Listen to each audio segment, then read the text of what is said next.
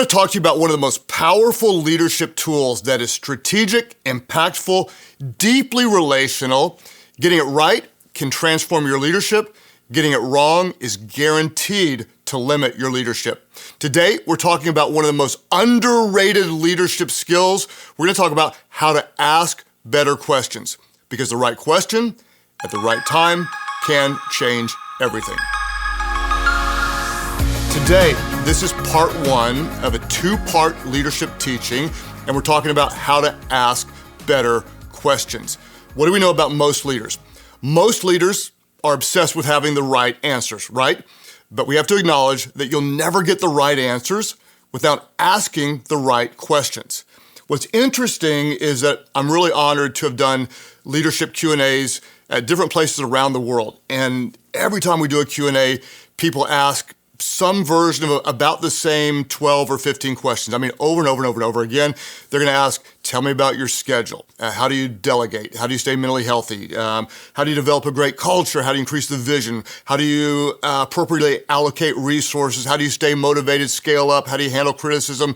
How do you deal with conflict? How do you not grow crazy leading for years and years? And we get a version of those over and over and over again.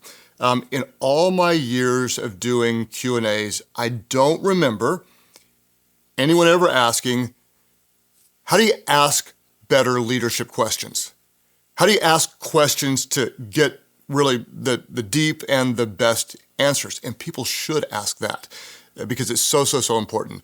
And if you wonder, like, why should we focus on leadership questions? I'll tell you why. Because your leadership potential will never exceed the quality of the questions that you ask. If you want stronger relationships, better outcomes, and to make a bigger impact, ask better questions. The quality of the questions that you ask determine the quality of the information that you get. In many ways, the potential impact of your leadership is based on the quality of the questions that you ask. So what we're going to do is we're going to get very, very practical. We're going to talk about the why, the how, and the what. In other words, like, why? Why do you want to ask more questions? Like, why do you want to shut your face and listen more than you talk? Because you need to do that, and so do I. And then we're going to talk about how do you do it? Like, how do you ask questions to get the most honest, helpful answers? Because different types of questions are going to create different types of answers. And then what specifically do you want to know? If you want to make a bigger difference in growing your leadership, what type of information do you want to know from your team to help you grow in your impact? So let's talk with the why. And this is relatively obvious, but why do you want to ask questions? And we're going to talk about three reasons. One is very, very obvious. Two, not as obvious to some leaders. Three reasons. You want to ask questions, number one, to gain knowledge and understanding. That's pretty obvious. We want to know more. Number two, you want to ask questions to develop deeper and stronger relationships. Number three, you want to ask questions to help others grow and gain insight. Let's talk about them. The first one is relatively obvious. You're going to ask questions because you need to know information. You want to figure out what's going on. Now, you've probably heard it said, you don't know what you don't know. People say that all the time. I'm going to add a little bit to it and tell you this. You don't know way more than you know you don't know. I'm not even sure I said that right, but there's so much more about leadership and about people and about what's going on in your organization that you don't even know that you don't even know. And this idea is closely related to the Dunning-Kruger effect. If you've never studied the Dunning-Kruger effect, please do.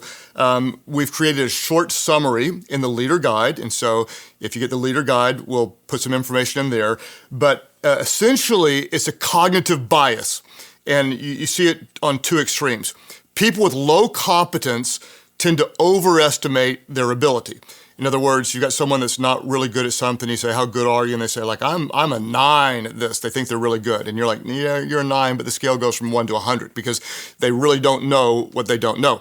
And then on the other side, there's people that are highly competent and they underestimate their expertise. They're so good at things that it's just intuitive to them and they really have no idea how special their gifts are.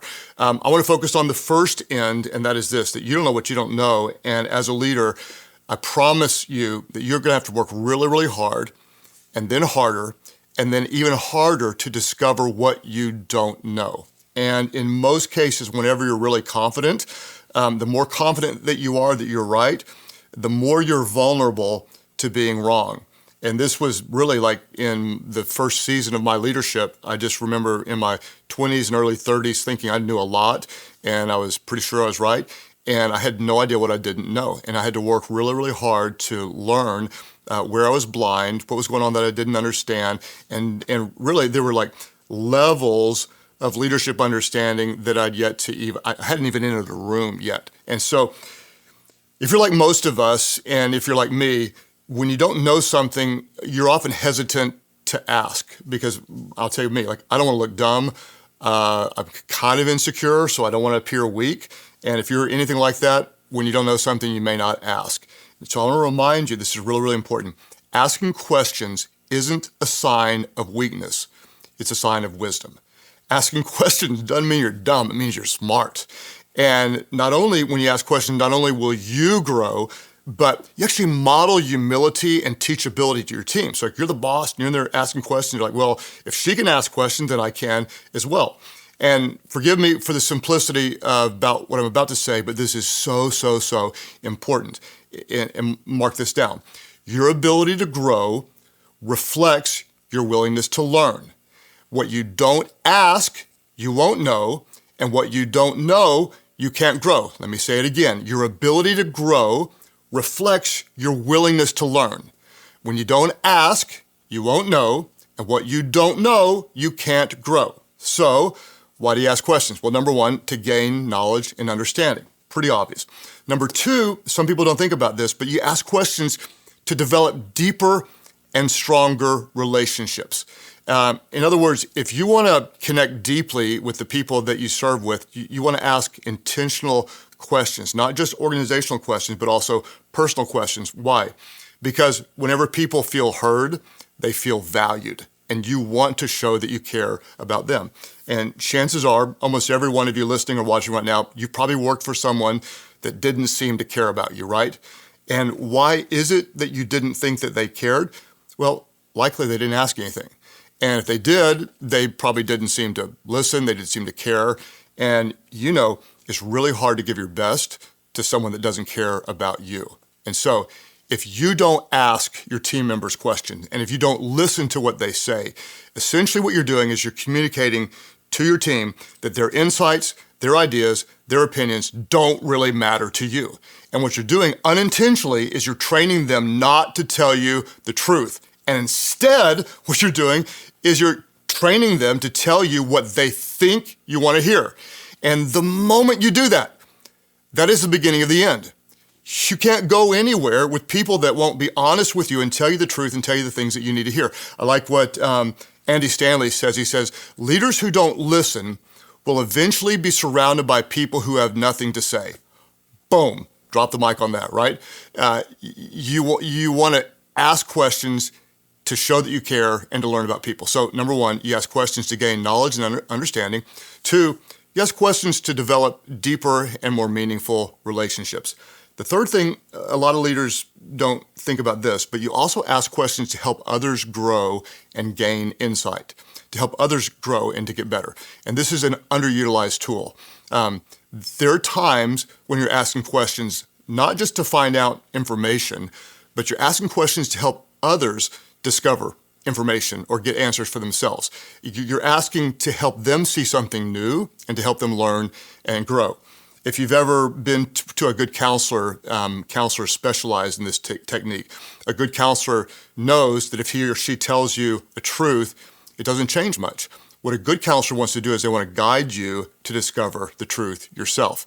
And my counselor would do this and it would drive me crazy. I'd be like, just cut to the chase, just tell me. Like, no, yeah, I need you to discover it. And so you don't want to tell them how to change their thinking. You don't want to tell them how to change their approach. What you want to do is you want to ask questions and help them see, oh, okay, this is a better way to think, or this is a better way to approach that. Now, when you're using questions to coach someone, you're guiding them with questions. Remember, the best leaders don't just ask questions to get answers. They ask questions to get people thinking. You're not just using it to say, hey, I want information from you, but you're also asking to get people thinking and to discover information for themselves. Now, as a side note, I want to talk to you parents. This is a great tool in parenting. And one of the things I learned raising 6 kids that are now grown is it's not always wise to ask your kids like, hey, what are you struggling with? What problems are you facing? When a parent asks a kid that, the kid often gets defensive. What I found is a better question is to say, hey, tell me how your friends are doing. What are your friends going through? And I've noticed this is like our kids don't mind talking about their friends. They just don't want to talk about themselves. And so they'll often talk about their friends' struggles. And when they do, mom or dad, they say, oh, my buddy's dealing with porn, or he's dealing with drugs, or he's depressed, or he's suicidal, whatever. Don't freak out. Don't lecture your kid. Don't say you're not allowed to hang out with that person anymore. Listen with no judgment and also with compassion. And you say back to your kid, like, that's got to be difficult. That's got to be painful. You want to keep your kid talking. You want to keep the lines of communication open. And then once they tell you something, a really good question to ask is, well, what would you suggest that your friend does? What would you suggest they do? And what you're doing is you're helping train your child to both be honest and to think critically about a situation they may face one day and they may be facing now. So you're just asking open-ended questions, you're getting the conversation going, and then you're teaching your child to think. Now, that was a parenting side note. Back to your team. This is really valuable to do with your team members. Whenever you're asking questions, one of the things you want to recognize you're doing is you're shifting the focus. You as a leader, so many things are about you. Like you walk in the room, you're the most important person in the room, you're going to do the talking. When you ask a question, you shift the focus from you to them. And this matters so much. Then the next level is the right questions eventually shifts the focus from you to them, and then it shifts the focus from them to us. What you're doing is you're asking questions to bring everybody on the same side of the table, and then together you're going like, okay, we're solving problems together, we're seizing opportunities together, and so you're asking questions that bring this unifying force of agreed vision and strategy, and this can be a game changer organizationally. Now, a word of caution, and I promise you this is a risk. The higher you rise in leadership, in other words, you get promoted or you do it longer or you're the GOAT, you're the one everybody listens to, whatever, the higher you rise in leadership, the harder you have to work to ask sincere, others-focused questions. You have to work at it because people are going to defer to you and you're going to start thinking you know more and you don't. And first of all, like if you get, you're more important than everybody thinks you are, you start to think you know more than you do. And it's stupid, but you don't know. You're always a student. Secondly, if you're not careful, your questions, you'll be asking questions, and the people you're asking to, they'll actually feel like you're attacking them or you're giving orders. These are 2 risks. You're asking questions to your team members, and they feel like, oh, I'm on the defense. Why is she asking me these questions? Or you come in asking questions, and it feels like orders. Give you kind of an example. What you want to do is, if you're going to be asking a lot of questions, you want to work to create a climate of trust and safety. What I'll do if I've got a lot of questions for somebody, I'll typically say something like this, like, hey, I'm going to ask you some questions, and the reason is because you're really smart. I'm going to ask you questions because I truly value your insight, and I love the way you think. A lot of people just see problems, but like you don't just see problems, you see solutions. And so if it's okay with you, would you spend a few minutes and help teach me what you see that I'm not seeing? So what I did there in something like that is I actually mean it, and I'm trying to value the person, but I'm creating a climate where like going, oh yeah, he's not in here to, catch me. He's in here because he values me. And if you don't do this and you come in firing questions, a lot of people, they just are going to feel defensive. Like, he's asking me all these questions, I must be in trouble. Or this is another category. You'll ask a sincere question, and you know what they're going to hear? They don't hear a question, they hear a command. And this is really, really common. True story. Bobby Grunwald is a close friend of mine, worked with me for 25 years. He's the creator of the YouVersion Bible app. There was a time when he was over new construction, so all the buildings that we'd be building. He walked into a new auditorium, and they were painting it, and he came in and he said, hey, why are you guys using this color? I thought we were going to try a different color. And he was just curious. He wasn't even sure. He's like, I think we were going to try a different one. I wasn't sure. And so he was just asking a question. You know what happened? The team repainted the whole auditorium with a different color. just because he asked a question. And so you have to be really, really careful and just understand how other people feel on the other side of your questions. And on another level, you're going to have to work hard just to create a climate where people feel safe to tell you the truth. For example, this is a true story. I asked a team member one time, do you think we should do this? And he said, no, definitely not. And he was so confident that it surprised me because I thought, I'm not sure it's really clear. Maybe we shouldn't do it, but it's just not clear to me. And since he was so confident, I thought, obviously he knows something I don't know. So I'm like, well, great, man. Tell me why we shouldn't do it.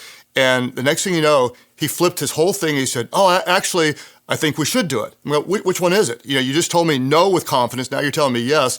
And the problem is, and it's not his fault, but he wanted to please me. And your team, they're going to want to please you, and they're going to want you to like them. And so you have to work really, really hard to say, hey, tell me the truth. Like, what do you really, really think? And you've got to create a climate where they feel safe, where they feel confident, where they can speak freely. So to get good and helpful information, you want to ask good and helpful questions. And remember, I'm going to say it again, the quality of the questions you ask will determine the quality of the information that you get. Warning, and please hear me on this. You got to be super careful when you're asking questions that you do not fish for what you want to hear. I do this, you're likely to do this. It's so easy to ask leading questions. And so what you want to do is you don't ask questions to confirm your biases. You ask questions to determine what's true and helpful. Don't ask leading questions. And we do this all the time. You're coming like going, hey, why do you think this event wasn't very good? Well, you set the tone and you're helping tell them you don't like the event. Or like you'll say something like, you don't think she's doing a very good job, do you? What's your employee going to say? They're going to agree with you. Or you'll say like, our pitch was amazing, wasn't it? This is a dumb question. And so I want to say it again. When you're asking questions, you're not searching for information to confirm your biases. You're asking open-ended questions. You're absorbing information. You have to walk in and assume you know nothing. And anytime I walk in with a pretty strong opinion, I kind of have this posture like, prove it wrong. Like if you can prove it wrong, I want you to prove it wrong. I think I may know, but I could definitely be wrong, so I'm really, really open to it. So let's get practical. How do you ask open-ended questions? And this is super important. Watch how you ask questions and see what word you're using to lead your question. I'm going to tell you right now, start with what or how instead of did or do. Anytime you're asking a question, look at where you start. Start with what or how instead of did or do. So you're not going to go up to someone and say, do you like this plan? What are their choices? Yes or no, conversation over. Instead, you say something like, what? Hey, what do you think about this plan? Or what can we do to improve? You're asking an open-ended question. You give them plenty of room to give you honest feedback. Or you're not going to say like, did you understand the instructions? That's yes or no. Instead, you could say like, hey, how clear were the instructions? Or what questions do you have about the instructions? And you're getting their detailed thoughts, their opinions, not one-word answers. And then once they answer, stay curious. This is ridiculously important. They start talking. They're not done yet. But you tend to think, you've heard everything. Often the most valuable thing, they're holding back. And so you say these three things over and over again. Tell me more. Why? What else? You ask a question. Hey, tell me more about that. Oh, okay, great. Help me understand why you believe that. Or, hey, what else are you not telling me? Tell me more. Why? What else? Say those things over and over and again. Train yourself. When they speak one time, you think you've got everything, and just remind yourself, they got way more in them. They haven't told you yet. They're often holding back. They're kind of seeing, is it safe? They might have an idea they haven't told you. So, hey, tell me more about this. Why? What else? Because the best and most helpful information is rarely ever on the surface, right? You drill for oil, you dig for gold, and so with people, you got to do the same thing. You got to dig for wisdom. And so when you're doing this, you want to listen really carefully. You want to listen to what you hear. You also want to listen for what you don't hear. Super important. You want to listen to what they say. You also want to listen to what they don't say. You want to watch for what you see, and you also want to watch for what you don't see. And this is important because sometimes what you don't hear, what they don't say, and what you don't see is equally or more important than what you do hear, what they do say, and what you do see. I'll give you some examples. We have 45 different Life.Church locations. And so on Sundays, often I'll visit a campus and just meet people in the lobby. That's all we do. We just talk to people who are serving and attending. And I'll always say something like, hey, tell me your spiritual story. Tell me how you became a part of the church. And then I'll listen for what I hear and what I don't hear. And I listen for language. Sometimes people will say like, oh, I love your church. And when I hear that, that's not exactly what I want to hear. Your is a distancing word. What I want to hear is, oh, I love our church. And that sounds like I'm being nitpicky, and I am. But the difference between someone who loves my church or someone who loves our church is massive in telling me just how bought in they are to the mission.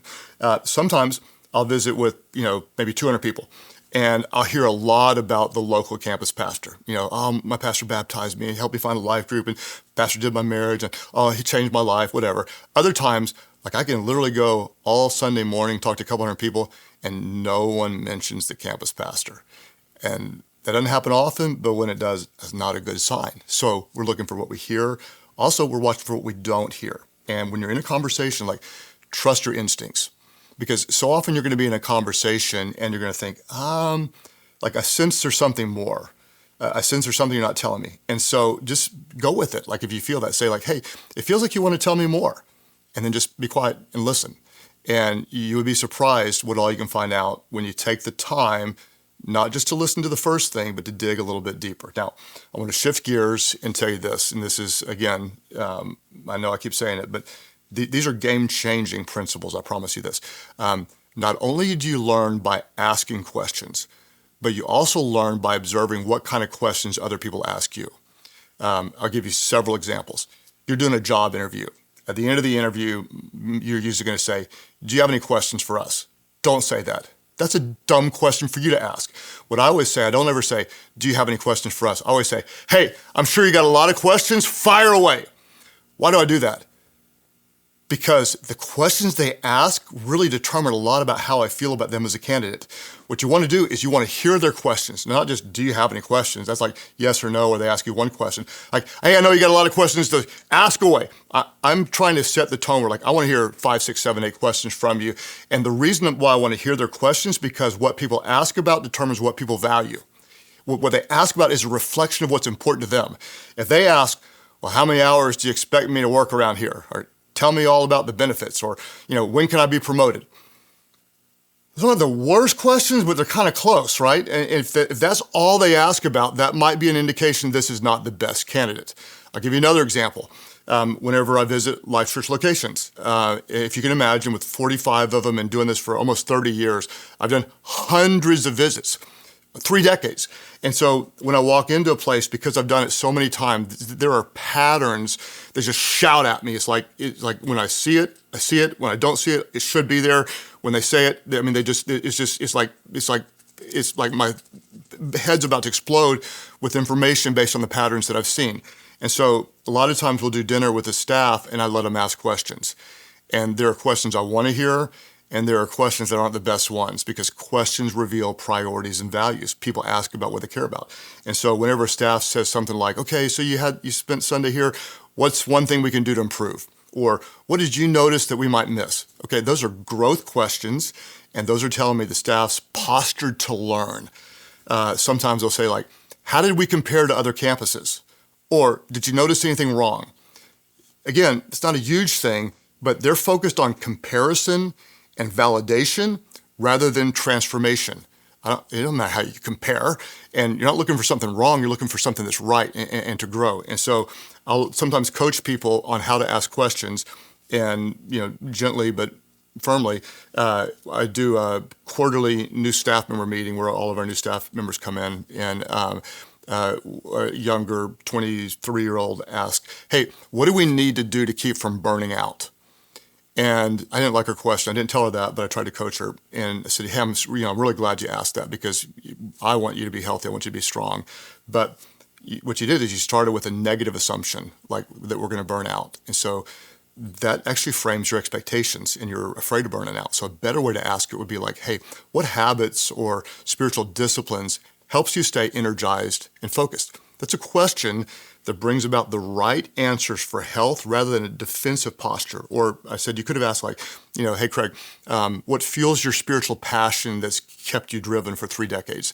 And so those questions actually get the information that you're looking for instead of being defensive. And again, I know these are nitpicky things, but it's the small tweaks that often bring about the big results, because the quality of your questions will impact the quality of the answers that you get. Now, I've gone long today, longer than I normally do, so I hope you have a longer workout. I'm going to wrap this up in just a moment, but I want to tell you about what we're going to cover in the next episode, because we got a lot of important stuff to cover. In part 2, we're going to dive into the specific questions that separate the best leaders from the rest of the leaders. And I promise you, we're going to get stupid practical, and I'm going to show you very specifically what to ask and how to ask to get the best information to care about your team, because they matter, and to drive the best results.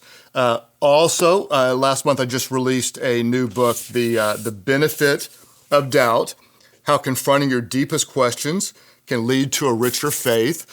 This is a Christ-centered book that deals with spiritual doubts. And we want to give away some of those books. We couldn't figure out what to have you type in the comment section, I want Craig's book, give me your book. And so we asked Grayson, the audio engineer. Shout out Grayson, loud, shout, loud. He is the intern audio engineer, and he said, have him type in, I like free books. So if you'd like to win one of 5 free books, type in the comment section at YouTube or Spotify, wherever you can, I like free books, and we will see if you win a free book. So what's your assignment now? Your assignment is this: be curious, be engaged, be open, be prayerful. When you ask questions, you start to get information. I like to sit on it, and I like to start to connect the dots. I heard this, and I heard this, and then I like to pray. I like to listen to God. And I tell you right now, trust your gut, because you're learning, you're absorbing, you're internalizing, and you're processing. And you know how if you ever use AI, AI is learning you. Well, here's what's really cool is you're not AI. You don't have artificial intelligence, but you have God-given wisdom, and that's a great thing. And so what do? You're asking questions, you're absorbing, you're processing, and you're listening beyond the noise, and you're thinking beyond the obvious, and you're praying beyond the possible. And when you ask better questions, guess what? You get better insights. And then you move beyond the surface level conversations, and you uncover what truly matters to people and what they're seeing, and you stop settling for quick answers, and you're pursuing deeper wisdom. And you're not asking questions to use the people that serve with you, but you're asking questions to know them and to love them and to value them. And you don't just react to what's seen or what you hear, but you discern what's unseen or unspoken. Because, and again, I'm a pastor, so I got to say it, we serve a God who can do exceedingly and abundantly more than all you can ask, think, or imagine, according to his power that is at work within you. So there's more in you. And I want to encourage you, as a leader, if you're starting out, if you're a seasoned leader, wherever you are, ask great questions. Ask the right questions. Why? Because the right questions at the right time will change everything. Thanks for investing half an hour with me today. And I believe you're getting better. I'm getting better. We're all getting better. And that's good news, because everyone learns when they lead.